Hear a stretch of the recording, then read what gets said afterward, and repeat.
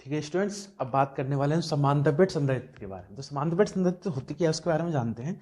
तो इसमें लिखा है समांतरपेट संधारित्र की रचना धातु की दो प्लेटों को अलग अलग स्टैंडों में। ठीक है, तो हमारे पास एक प्लेट हमने ये माना, इसको हमने मान लिया एक्स, दूसरी प्लेट हमने इसको माना वाई। ठीक है, दोनों को अलग अलग स्टैंडों में एक दूसरे से कुछ दूरी पर परस्पर समांतर रखकर की जाती है। दो प्लेटों को पास पास रखकर रखने से क्या होता है, रखने से तो यहाँ पर कहानी क्या है, जब पास रखते हैं तो ये हमारी क्या बनी, समांतरपेट संधारित्र बन जाती है। ठीक है, जब दोनों को पास रखते हैं, रखने से क्या होता है, एक प्लेट में जब आवेश दिए जाते हैं तो दूसरे प्लेट के कारण क्या होता है, पहले वाले में और आवेश की मात्रा संचित हो सकती है। तो जो हमने इसमें बोला है, ठीक है, तो वही कहानी यहाँ पर कि एक दूसरे से कुछ दूरी पर परस्पर समांतर रखकर की जाती है। जब दो प्लेटों को परस्पर समांतर रखकर की जाती है इसलिए इसको नाम दिया समांतरपेट संधारित्र। अब यहाँ पर कहानी के समांतरपेट संधारित्र के धारिता का व्यंजक प्राप्त करेंगे। धारिता व्यंजक क्या होता है उसके बारे में जानते हैं। तो समझना यहाँ पर, तो माना कि हमारे पास दो प्लेटें हैं, एक को नाम दे दिया हमने एक्स, दूसरा नाम दे दिया हमने वाई। ठीक है, दो प्लेटें हैं एक्स और वाई। अब इन दोनों प्लेटों को परस्पर समांतर रख दिया जाता है, इनके बीच की हमने क्या डी मान ली और किसी माध्यम में रखा, उस माध्यम का हमने क्या मान लिया, के मान लिया, परिवर्तनांक के मान लिया और इनकी तीव्रता ई और प्रत्येक का जो क्षेत्रफल है वो हमने क्या माना, ए माना। और प्रत्येक का जो घनत्व होगा हमने क्या माना, इसका प्लस सिग्मा, इसका क्या मान लिया हमने माइनस का सिग्मा माना। तो हमें पता है सिग्मा का सूत्र होता है,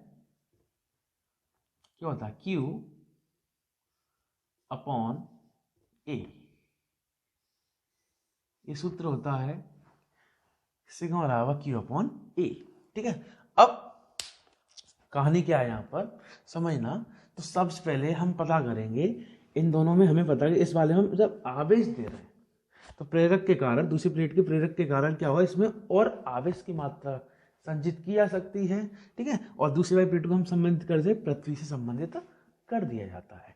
तो सबसे पहले हमें इसकी धारिता बतानी है इन दोनों प्लेटों के बीच की। तो सबसे पहले हम क्या करेंगे, इन दोनों के बीच की तीव्रता के बारे में बात करेंगे। तो क्या है,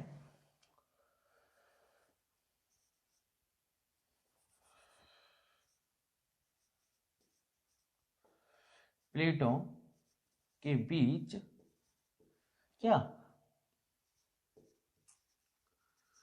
वैद्युत क्षेत्र की तीव्रता। तो इसके बाद बारे में बात करेंगे तो क्या होता है वैद्युत क्षेत्र की तीव्रता। तो तीव्रता के लिए हमने गोस की प्रमेय पढ़ी है, गोस की प्रमेय में हमने समतल चादर वाला सूत्र पढ़ा है, उसमें से हमने निकाला था, वो क्या निकाला था, ई बराबर सिग्मा अपॉन क्या पढ़ा, 2 एप्सिलॉन नॉट पढ़ा था हमने। यहाँ पे है के और एप्सिलॉन नॉट, क्योंकि हमें पता है कि क्या यहाँ पे माध्यम है। ठीक है, और सिग्मा क्या इसका घनत्व है। अब ये तो हमने मान लिया वैद्युत क्षेत्र की तीव्रता कितनी आएगी, ई बराबर सिग्मा अपॉन एप्सिलॉन नॉट, क्योंकि यहाँ दो प्लेटें रखी हुई हैं। हमने जब निकाला था एक प्लेट के बीच में निकाला था, तभी हमने कहा दो प्लेटें परस्पर समांतर रखी गई हों तो इनके लिए वहाँ पे दो हट जाता है। तो हमारे पास क्या ई बराबर है सिग्मा अपॉन 2 एप्सिलॉन नॉट होता है, तो सिग्मा अपॉन के और एप्सिलॉन नॉट हो जाएगा। अब इनके बीच का जो विभव होगा वो कितना होगा,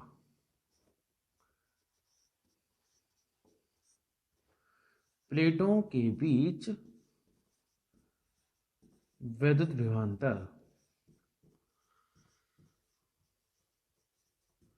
कितना होगा, v बराबर हो जाएगा E इंटू में d। कितना हो जाएगा, v बराबर हो जाएगा E इंटू में d।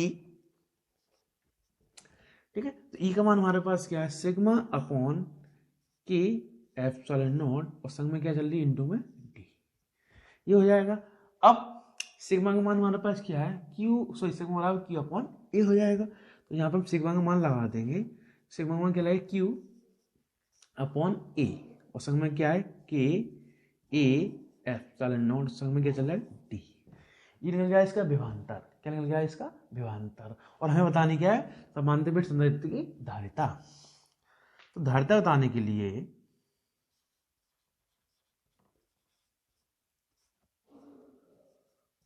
समांतरपेट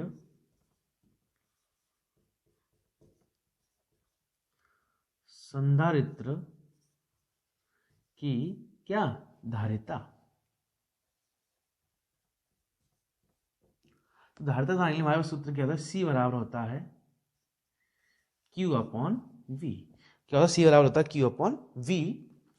अब हम क्या करेंगे, क्यू बट्टे में वी का मान के लगा देंगे। एक मिनट हम साइड में लिखते हैं यहाँ पर। तो क्या हो जाएगा हमारे पास, सी क्यू बट्टे में क्या हो जाएगा, वी का मान, ये पूरा उठा के लगा देंगे तो क्यू इंटू में ड्यू डी बट्टे में क्या आएगा, के ए एप्सिलॉन नॉट। ठीक है, अब क्यू से तो क्यू ये खत्म हुआ, अब क्या आएगा, सी बराबर, बाकी ए के और एप्सिलॉन को हम ऊपर ले गए तो के ए एप्सिलॉन नॉट बट्टे में क्या रह गया, डी रह गया। ठीक है, अभी हम मानेगा माध्यम निर्वात में रखा हुआ है, तो निर्वात या वायु में रखा तो के बराबर हम क्या कर देंगे, हम 1 मान लेंगे। तो के बराबर 1 लिख के हम क्या कर देंगे, सी बराबर क्या आ जाएगा हमारे पास, के ए एप्सिलॉन नॉट, सॉरी उल्टा लिख दिया हमने, के 1 मानने से क्या हो जाएगा, सी बराबर हो जाएगा ए एप्सिलॉन नॉट बट्टे में डी, और मात्रा क्या है इसकी, फेरेड। क्या है इसकी मात्रा, फेरेड। ठीक है, तो ये बार कई बार एग्जाम में आया हुआ टॉपिक है, तो हर साल ज़्यादातर आते ही आता है, तो कंपलसरी है। तो मैं वही चीज़ों को डेरिवेशन के साथ बता रहा हूँ जो एग्जाम में आती ही आती है। ठीक है, तो फिलहाल इतना ही समझना, अच्छे समझना विस्तार से, और एक एक पॉइंट को क्लियर करते हुए चलना। ठीक है, थैंक यू।